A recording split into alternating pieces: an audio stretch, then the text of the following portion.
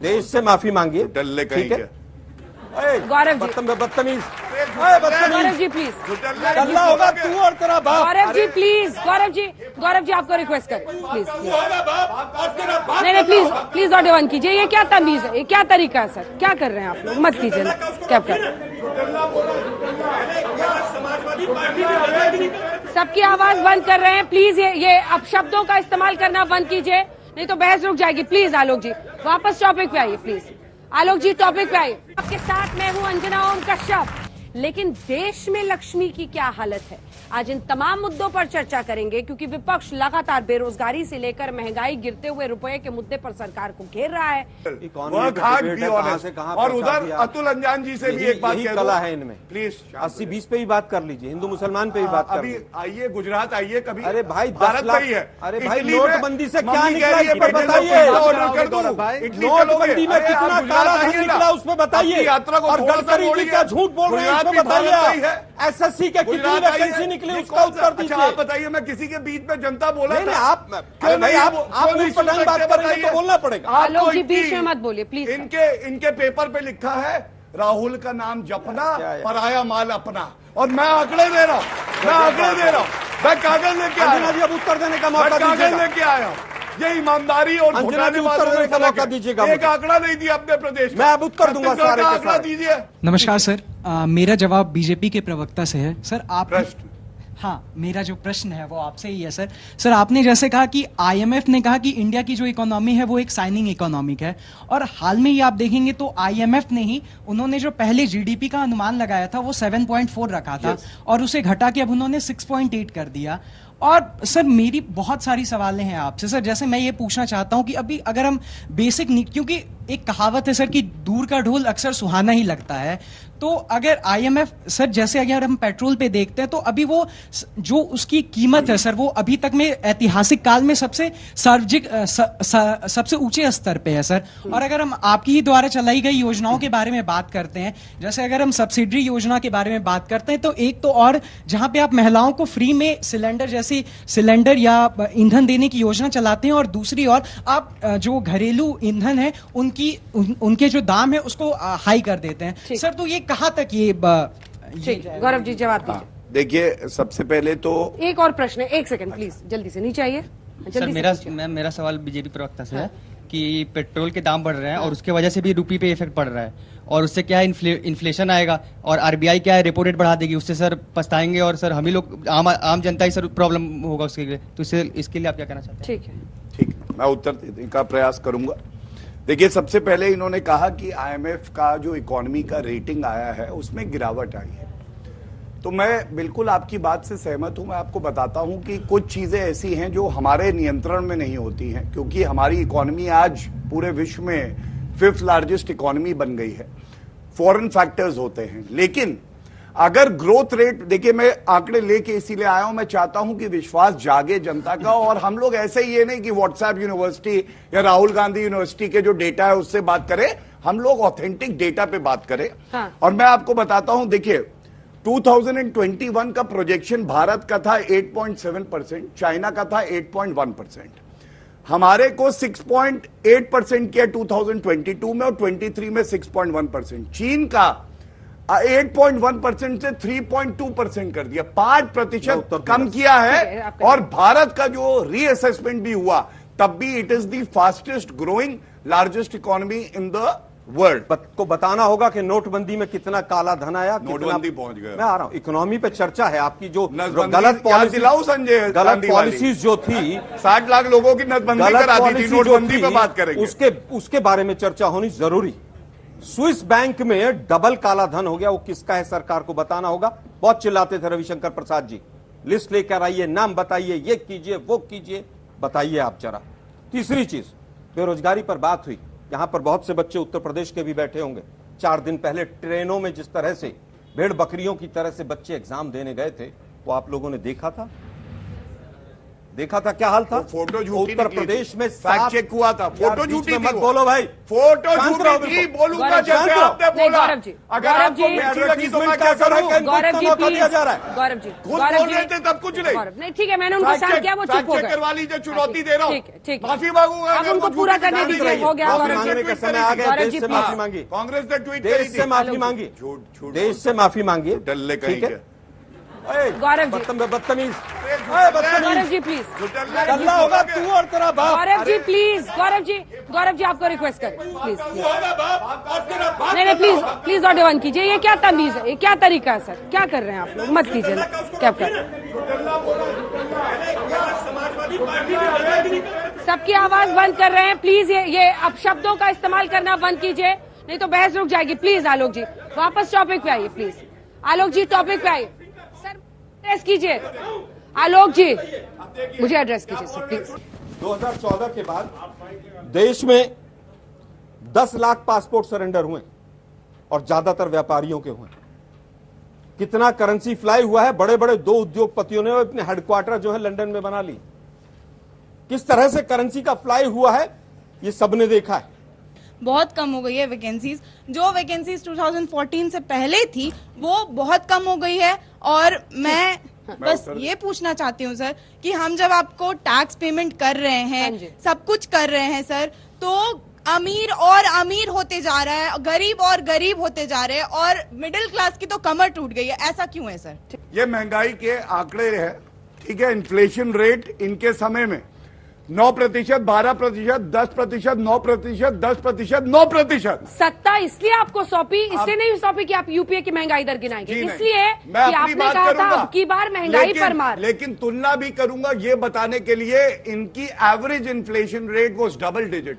हमारी average inflation rate 4% रही, 7% तक पहुंची। रेपो रेट बढ़ चुका है, आरबीआई ने बढ़ाया है कुछ माह में। विजय जी बैठे, पूछिए, 6.5% से नीचे आना शुरू कर दिया है। इस प्रकार से रुपया इतनी तेजी से गिर नहीं सकता। अरे ये नेपाल का रुपया नहीं गिरता है, बांग्लादेश की करेंसी नहीं गिरती है, पाकिस्तान की करेंसी नहीं गिरती, श्रीलंका की करेंसी नहीं गिरती। क्या कारण है हिंदुस्तान का रुपया पतला होता जा रहा है? ये जवाब देना पड़ेगा आपको। देश आपसे जवाब मांग रहा है। ये ऐसे नहीं होता। नहीं तो मैं शासन में बैठा हूं, मुझे मालूम है इस प्रकार से रुपया इतनी तेजी से। भाइयों बहनों मित्रों, रुपया आईसीयू में चला गया है। अब वेंटिलेटर पे भेज दिया मोदी जी ने, और वेंटिलेटर भी नकली वाले हैं। वो बीजेपी के जो लोग बनाते हैं ना वेंटिलेटर, वो लगा दिए हैं। 2 मुद्दे हैं। यूक्रेन की बात कर रहे हैं आप। 3 महीने पहले ही मोदी साहब ने पार्लियामेंट में खड़े होकर कहा कि पहले की सरकारें विश्व में युद्ध होते थे तो उसके पीछे छुपकर खड़ी हो जाती थी। अब कहां खड़े हो रहे हैं आप? पंडित नेहरू जी के स्टेटमेंट पे कहा था उन्होंने। दूसरी चीज, कोरोना की बात करते हैं। कोरोना से पहले क्या हालत थी? कोरोना से पहले भी बेरोजगारी 45 वर्षों की हाईएस्ट थी। एसएससी और यूपीएससी के, बैंकिंग के तमाम जो एप्लीकेशन फॉर्म थे वो कोरोना से पहले ही बंद हो गए थे। अब वापस मुद्दे पर आते हैं। रुपया आज 83 के पार है, लेकिन आप देखें रुपया नहीं गिर रहा है, डॉलर ऊपर जा रहा है। अरे भाई, वित्त मंत्री के मुंह से इस तरह का बयान विदेश की भूमि पर मोदी साहब ने भी कहा था कि 2014 से पहले जो लोग भारत में जन्म लेते हैं उनको शर्म आती है भारतीय बताते हुए। आज विदेश की भूमि पर जाकर ये कह रहे हैं। 410 में वो Smriti Irani madam cylinder sir पर लेकर घूमती थी सड़कों पर, 1150 पे चू नहीं करनी, एक शब्द नहीं बोलती। वेस्ट बंगाल का चुनाव था, 66 दिन तक पेट्रोल डीजल के दाम नहीं बढ़े, उसके बाद ताड़म तोड़ बढ़ गए। 27 लाख करोड़ रुपए एक्साइज ड्यूटी से कमा के, और ये सरकार कह रही है कि साहब हम तो कोरोना के पीछे खड़े हुए। 50 लाख से ज्यादा मृत्यु हो गई, और जो हालत हुआ सुप्रीम कोर्ट और हाई कोर्ट ने जिस तरह की फटकार लगाई कोरोना में, वो आप लोगों ने देखा था। 225 में रुपए किलो में सरसों का तेल बिक रहा है। पर कैपिटा इनकम पहले देश के प्रधानमंत्री, क्योंकि 18 घंटे काम करते हैं वो, पर कैपिटा इनकम 1,14,000 से 91,000 पर आ गई, पहले हैं। भुखमरी के इंडेक्स पर पाकिस्तान, नेपाल और बांग्लादेश से पीछे चले गए। काम बहुत हो रहा है। मॉल न्यूट्रिशन में नीति आयोग की रिपोर्ट है 1 महीने पहले की, 84% बच्चे मॉल न्यूट्रिशन पैदा हो रहे हैं। फूड सिक्योरिटी बिल, क्योंकि मोदी जी को अपना फोटो चिपका के वहां पे 5 किलो राशन बांटना है, इसलिए हो रहा है। रेवड़ियों की बात करते हैं, कल मोदी साहब गुजरात में 2 सिलेंडर बांट के फ्री और पीठ थपथपा रहे थे अपने मुख्यमंत्री की। मैं भूपेंद्र पटेल भाई का अभिनंदन करता हूं कि इन्होंने 2 सिलेंडर मुफ्त दे दिए। अरे भाई कुछ तो शर्म करो। जिस तरह के भाषण आप पहले देते थे और इस तरह के भाषण जिस तरह के आप लोगों ने दिए, भाइयों बहनों मित्रों, 2022 में किसान की आमदनी डबल हो जाएगी। हो गई क्या? 32 रुपए पर कैपिटा किसान की आमदनी से 27 में पहुंच गए। सबके छत, घर पे छत होगी, सबको मिल गई छत। 38 करोड़ मुद्रा लोन। मोदी जी 28 बताते हैं, इनके वित्त मंत्री 33 बताते हैं, गौरव भाटिया जी 38 बता रहे हैं। हिंदुस्तान में 23 करोड़ परिवार हैं और 38 करोड़ मुद्रा लोन बांट दिए इन्होंने।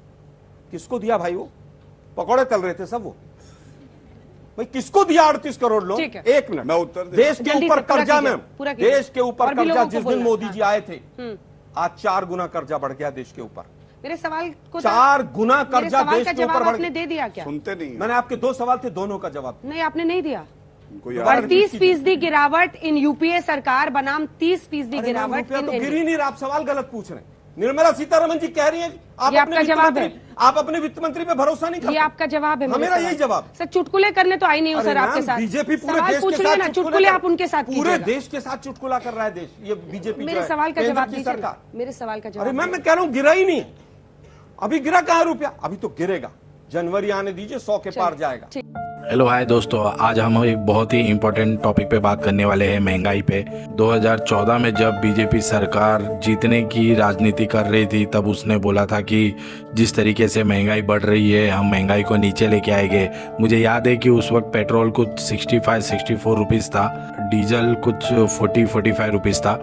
तो उन्होंने बोला था कि हम आएंगे तो महंगाई जाएगी। एक लेडीज़ बोलती थी उसमें, रेडियो में, इनका एक ऐड था बीजेपी का कि मैं जा रही हूँ क्योंकि वो आ रहे हैं। कौन आ रहे हैं? मोदी आ रहे हैं, महंगाई जा रहे हैं। इस तरीके का ऐड था, शायद आपको याद होगा, रेडियो एफएम पे बहुत चलता था ये ऐड। बट वही सोचकर बहुत सारे लोगों ने, इनका सबसे पहला मुद्दा वही था कि महंगाई कम करेंगे करके। बट जैसे ही ये सरकार में आई, वैसे ही ये राम मंदिर हिंदू मुस्लिम करने लग गई। जो महंगाई का मुद्दा था वो तो उन्होंने छोड़ ही दिया। बहुत सारे लोगों ने यही सोचकर वोट दिया कि पेट्रोल 65-64 रुपीज़ तक पहुंच गया है, तो अगर ये आएगी सरकार तो पेट्रोल वापस 35-34 रुपीज़ तक पहुंच जाएगा। क्योंकि रामदेव बाबा ने भी उस टाइम यही कहा था कि आपको पेट्रोल 34 रुपया 35 रुपया देने वाली सरकार चाहिए, क्या 60-65 रुपया पेट्रोल देने वाली सरकार चाहिए। तो बहुत सारे लोगों ने इसी मुद्दे को लेकर वोट किया था, क्योंकि महंगाई से हर कोई परेशान हो गया था उस वक्त। यहाँ तक कि मैं भी महंगाई से उस वक्त परेशान हो गया था। 2014 की बात कर रहा हूँ। उस वक्त मेरी एज कुछ 20-21 ईयर्स का रहूँगा मैं। बट कहीं ना कहीं ये चीज़ आई थी कि हाँ महंगाई कम हो सकता है। बट इन्होंने महंगाई, आप देख सकते हैं कहाँ से कहाँ पहुँचा दिया। और आप देख सकते हैं कि इस मुद्दे पे तो बात ही नहीं हुई। उसके बाद सिर्फ और सिर्फ हिंदू मुस्लिम का सरकार करने लग गई। तो अभी आप ही सोचिए कि हिंदू मुस्लिम करने से आपके जो फ्यूचर में आगे जब आपके बच्चे बड़े होंगे तो आप उन्हें किस तरीके का भारत दे रहे हो, किस तरीके का इंडिया दे रहे हो। जब हमारे बुजुर्ग थे तो हिंदू मुस्लिम साथ में बैठ के, साथ में खाए, रामलीला मैदान में साथ में जाते थे। वो अगर हिंदू भाई अगर 40 लोग जाते थे तो उसमें मुस्लिम भाई रामलीला देखने के लिए 60 लोग रहते थे उसमें। तो आप ही एक अंदाज़ा लगा सकते हैं कि पहले के भाईचारे में क्या था और आज के भाईचारे में क्या है। तो इस हिंदू मुस्लिम से ज़रा बाहर आइए। महंगाई मुद्दा है, बेरोज़गारी मुद्दा है, तो उस मुद्दे को ज़रा ध्यान में रख के आप सोचिए कि आपके लिए कौन सी सरकार सही है और कौन सी सरकार गलत है।